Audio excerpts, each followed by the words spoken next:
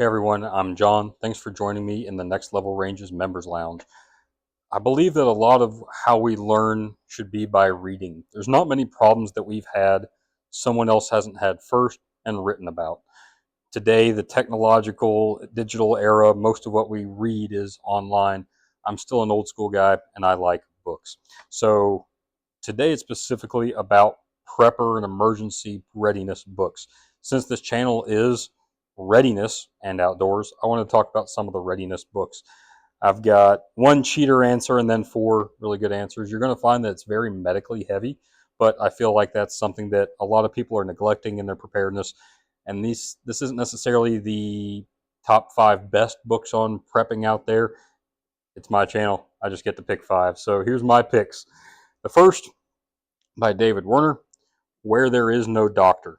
This is more than a first aid book. It covers a lot of health and social concerns as well with it. Every health issue that we have, including the very unpleasant types, how to be the village doctor when there's no more electricity and when there's no hospital to go to, is what this is about. It's worth reading through once, and I haven't done that yet, but at the very least have it as a reference. Following right along with that, by Murray Dixon, Where There Is No Dentist.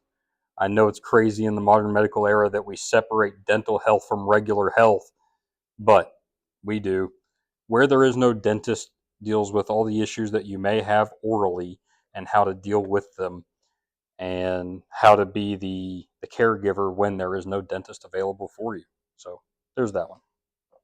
Next one is by The Provident Prepper by Kylene and Jonathan Jones. I love watching their YouTube channels. If you're a prepper and you don't follow the Provident Preppers, you definitely should. They have such a laid back, nice demeanor about them and good information as well. This book covers a lot of things in terms of food storage and water and communication, kits, emergency communications, risk assessment and mitigation, staying warm and staying cool, and working as a family. Also, it has a very strong sense of building community in here. That is such an undervalued part of surviving a mass emergency, is working with your family, your friends, and your immediate community on working together. A lot of us don't have a middle of nowhere retreat with massive underground bunkers. We're often in urban areas or suburbia, and knowing how to manage things in those locations is absolutely important too. So check out The Provident Prepper. Next one, and we're jumping back to medical.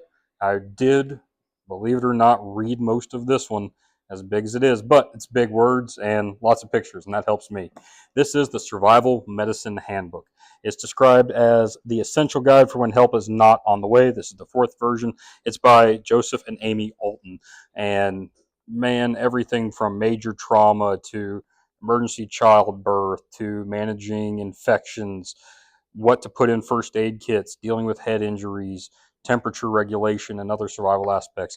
It's just an excellent book, and you can see it's not a small read. It's definitely one to have in your survival library, and if I could only pick one medically related book, it's probably going to be this one. They have a YouTube channel as well. I think it's Doom and Bloom, if I'm not mistaken, but they make some great stuff, including an excellent line of first aid and trauma kits. All right, my last one is a cheater answer.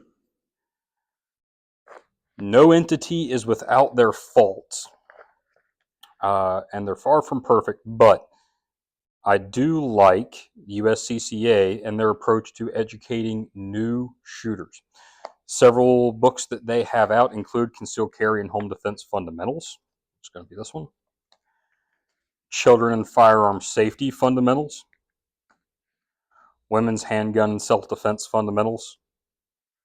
Countering the Mass Shooter Threat. Emergency First Aid Fundamentals. And the Complete Firearms and Family Defense Guide.